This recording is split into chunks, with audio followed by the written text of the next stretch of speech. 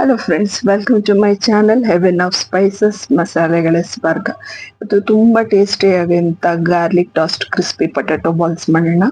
Evening ಟೈಮಲ್ಲಿ ತುಂಬ ಚೆನ್ನಾಗಿರುತ್ತೆ, ತುಂಬ ಟೇಸ್ಟಿಯಾಗಿರುತ್ತೆ, ಈಸಿಯಾಗಿ ಮನೇಲಿ ನೀವು ಮಾಡ್ಕೊಳ್ಬೋದು. ಬನ್ನಿ ಹಾಗಿದ್ರೆ ಶುರು ಮಾಡೋಣ.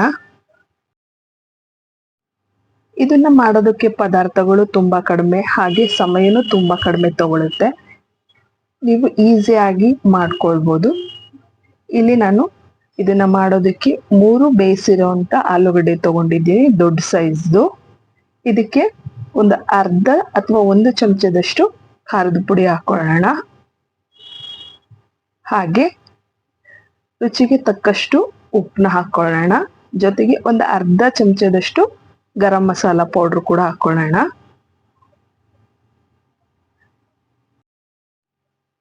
ಇದಕ್ಕೆ ಹಾಕುವಂತ ಎಲ್ಲಾ ಪದಾರ್ಥಗಳನ್ನ ಆದಷ್ಟು ತುಂಬಾ ಸಣ್ಣದಾಗಿ ಕಟ್ ಮಾಡ್ಕೊಳ್ಳಿ. ಎಷ್ಟು ಸಾಧ್ಯನೋ ಅಷ್ಟು ಸಣ್ಣದಾಗಿ ಕಟ್ ಮಾಡ್ಕೊಳ್ಳಿ. ಪೇಸ್ಟ್ ಎಲ್ಲ ಮಾಡಬೇಡಿ, ಕಟ್ ಮಾಡ್ಕೊಳ್ಳಿ. 1 ಚಮಚದಷ್ಟು ಜಿಂಜರ್ ತುರಿದಿರೋ ಅಂಥದ್ದು, 1 ಟೇಬಲ್ ಸ್ಪೂನ್ ಅಷ್ಟು ಕೊತ್ತಂಬರಿ ಸಣ್ಣ ಕಟ್ ಮಾಡಿರೋದು, 1 ಟೇಬಲ್ ಸ್ಪೂನ್ ಅಷ್ಟು ಸಣ್ಣದಾಗಿ ಕಟ್ ಮಾಡಿರೋಂಥ ಮೆಣಸಿನ್ಕಾಯಿ, 2 ಟೇಬಲ್ ಸ್ಪೂನ್ ಅಷ್ಟು ಸಣ್ಣದಾಗಿ ಕಟ್ ಮಾಡಿರೋಂಥ ಬೆಳ್ಳುಳ್ಳಿ ಹಾಕೊಂಡಿದ್ದೀನಿ. ಹಾಗೆ 1 ಚಮಚದಷ್ಟು ಅಕ್ಕಿ ಹಿಟ್ಟು, ಹಾಗೆ 1 ಟೇಬಲ್ ಸ್ಪೂನ್ ಅಷ್ಟು ಕಾರ್ನ್ಫ್ಲೋರ್ ಹಾಕೊಂಡಿದ್ದೀನಿ. ಇಷ್ಟನ್ನು ಹಾಕೊಂಡು ಇದನ್ನ ಕಲಿಸ್ಕೊಳ್ಬೇಕು. ಹಾಗೆ ಇದಕ್ಕೆ ಒಂದು ಅರ್ಧ ಚಮಚದಷ್ಟು ಕಸೂರಿ ಮೇಥಿ ಹಾಕೊಳ್ಳಿ. ಅದು ವಿಡಿಯೋ ಸ್ಕಿಪ್ ಆಗಿದೆ, ಹಾಗಾಗಿ ಹೇಳ್ತಾ ಇದ್ದೀನಿ. 1 ಚಮಚದಷ್ಟು ಕಸೂರಿ ಮೇಥಿ ಹಾಕೊಂಡು ಇದನ್ನ ತುಂಬಾ ಚೆನ್ನಾಗಿ ಮಿಕ್ಸ್ ಮಾಡ್ಕೊಳ್ಳಿ. ನೀರೆಲ್ಲ ಹಾಕೋ ಅವಶ್ಯಕತೆ ಇಲ್ಲ. ಏನೋ ಆಲೂಗಡ್ಡೆ ಒಳಗೆ ಹಸಿ ಅಂಶ ಇರುತ್ತೋ ಅಷ್ಟಕ್ಕೆ ಇದು ಕರೆಕ್ಟ್ ಆಗಿ ಬೈಂಡಿಂಗ್ ಆಗುತ್ತೆ. ಇನ್ ಕೇಸ್ ಏನಾದ್ರೂ ತುಂಬಾ ನಿಮ್ಗೆ ನೀರ್ ಅನಿಸ್ತಾ ಇದೆ ಅಂತ ಅನ್ಸಿದ್ರೆ ಇನ್ನೊಂದು ಅರ್ಧ ಸ್ಪೂನ್ ಅಷ್ಟು ನೀವು ಇದಕ್ಕೆ ಬೇಕು ಅಂದ್ರೆ ಹಿಟ್ಟನ್ನ ಸೇರಿಸ್ಕೊಳ್ಬಹುದು. ಈಗ ರೌಂಡ್ ಶೇಪ್ ಅಲ್ಲಿ ರೌಂಡ್ ಶೇಪ್ ಅಲ್ಲಿ ರೆಡಿ ಮಾಡ್ಕೊಳ್ಳೋಣ. ಇದು ಇಷ್ಟಕ್ಕಿಂತ ಕರೆಕ್ಟ್ ಆಗುತ್ತೆ, ಮತ್ತೇನು ಹಿಟ್ಟಿನ ಅವಶ್ಯಕತೆ ಬೀಳಲ್ಲ ನಿಮ್ಗೆ. ಇನ್ ಕೇಸ್ ಏನಾದ್ರೂ ನಿಮಗೆ ಇಲ್ಲ ಸ್ವಲ್ಪ ಹಸಿ ಇದೆ, ಇನ್ನೂ ಸ್ವಲ್ಪ ಇದಕ್ಕೆ ಬೇಕು ಅಂತ ಅನ್ಸಿದ್ರೆ ಮಾತ್ರ ಒಂದು ಅರ್ಧ ಸ್ಪೂನ್ ಅಷ್ಟು ನೀವು ಮತ್ತೆ ಇದಕ್ಕೆ ಕಾರ್ನ್ಫ್ಲೋರ್ ಅಥವಾ ರೈಸ್ ಫ್ಲೋರ್ ನ ಸೇರಿಸ್ಕೊಳ್ಬಹುದು. ನೋಡಿ, ಈ ರೀತಿ ಎಲ್ಲಾನು ಬಾಲ್ ಸೈಜ್ ಮಾಡಿ ರೆಡಿ ಮಾಡ್ಕೊಳ್ಳೋಣ. ಈಗ ಇದನ್ನ ಫ್ರೈ ಮಾಡ್ಕೊಳ್ಳೋಣ. ಮೀಡಿಯಂ ಫ್ಲೇಮ್ ಅಲ್ಲಿ ತುಂಬಾ ಕ್ರಿಸ್ಪಿ ಆಗೋ ತರ ನೀವು ಇದನ್ನ ಫ್ರೈ ಮಾಡ್ಕೊಳ್ಬೇಕು. ಅಥವಾ ನೀವು ಮೈಕ್ರೋವೇವ್ ಅಲ್ಲಿ ನೀವು ಇದನ್ನ ಫ್ರೈ ಮಾಡ್ಕೊಳ್ಳೋದಿದ್ರೆ ಅಥವಾ ಬೇಕ್ ಮಾಡ್ಕೊಳ್ಳೋದಿದ್ರೆ ಫ್ರೀ ಹೀಟೆಡ್ ಅವನ್ ಅಥವಾ ಮೈಕ್ರೋವೇವ್ ಅಲ್ಲಿ 180 ಡಿಗ್ರಿಯಲ್ಲಿ ಒಂದು 10 ನಿಮಿಷ ನೀವು ಇದನ್ನ ಬೇಕ್ ಮಾಡ್ಕೊಳ್ಬಹುದು. ಎಲ್ಲಾ ಕಡೆಗೂ ಈವನ್ ಆಗಿ ಕಲರ್ ಬರೋ ತರ ನೀವು ಈ ರೀತಿ ತಿರ್ಗಿಸಿ ಫ್ರೈ ಮಾಡ್ಕೊಳ್ಳಿ.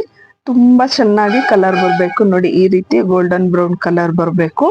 ಎಲ್ಲಾ ಬಾಲ್ಸ್ ನ ರೆಡಿ ಮಾಡ್ಕೊಂಡಿರೋಂಥ ಬಾಲ್ಸ್ ನ ಇದೇ ರೀತಿಯಾಗಿ ಫ್ರೈ ಮಾಡ್ಕೊಂಡು ರೆಡಿ ಮಾಡ್ಕೊಳ್ಳೋಣ. ನೋಡಿ ಎಷ್ಟು ಚೆನ್ನಾಗಿ ಕಲರ್ ಬಂದಿದೆ. ಶೇಪ್ಸ್ ನೋಡಿ ರೌಂಡ್ ಆಗಿ ಎಷ್ಟು ಚೆನ್ನಾಗಿ ಬಂದಿದೆ. ಇಲ್ಲಿ ನಾನು ಒಂದು ಬಾಣಲೆಗೆ 2 ಟೇಬಲ್ ಸ್ಪೂನ್ ಅಷ್ಟು ಬೆಣ್ಣೆ ಹಾಕೊಂಡಿದ್ದೀನಿ. ಇನ್ ಕೇಸ್ ಬೆಣ್ಣೆ ಇಲ್ಲ ಅಂದ್ರೆ ನೀವು ಆಯಿಲ್ನೇ ಉಪಯೋಗಿಸಿ ಮಾಡ್ಕೊಳ್ಬಹುದು, ಬಟ್ ಬೆಣ್ಣೆಲಿ ತುಂಬಾ ಚೆನ್ನಾಗಿ ಅನ್ಸುತ್ತೆ. ಇಲ್ಲಿ ಒಂದು ಅರ್ಧ ಟೇಬಲ್ ಸ್ಪೂನ್ ಅಷ್ಟು ಶುಂಠಿ ಹಾಕೊಂಡಿದ್ದೀನಿ ನಾನು, ತುರಿದಿರೋ ಅಂಥದ್ದು.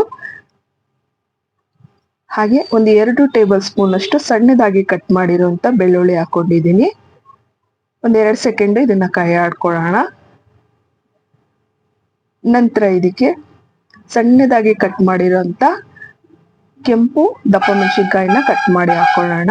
ಹಾಗೆ 2 ಮೆಣಸಿನ್ಕಾಯಿನ ಈ ರೀತಿ ಸ್ಲಿಟ್ ಆಗಿ ಕಟ್ ಮಾಡಿ ಹಾಕೊಳ್ಳೋಣ.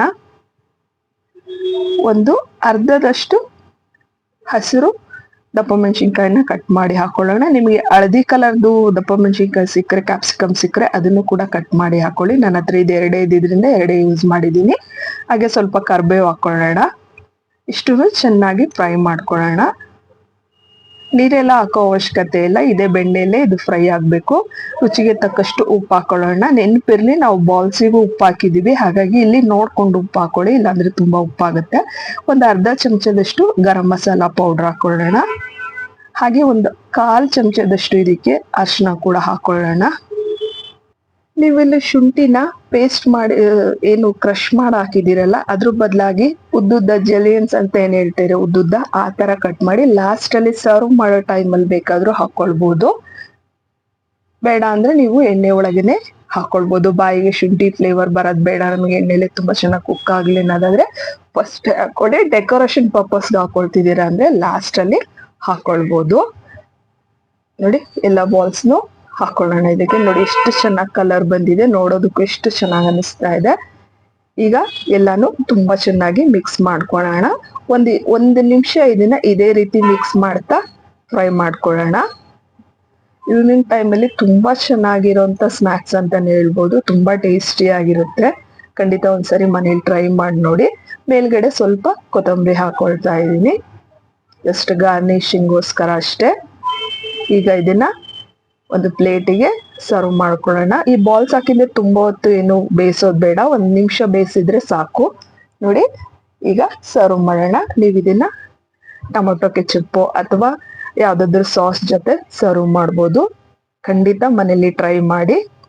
ರೆಸಿಪಿ ಹೇಗೆ ಬಂತು ಅಂತ ತಿಳಿಸೋದನ್ನ ಮರಿಬೇಡಿ. ವಿಡಿಯೋ ನೋಡಿದ್ದಕ್ಕೆ ಧನ್ಯವಾದಗಳು.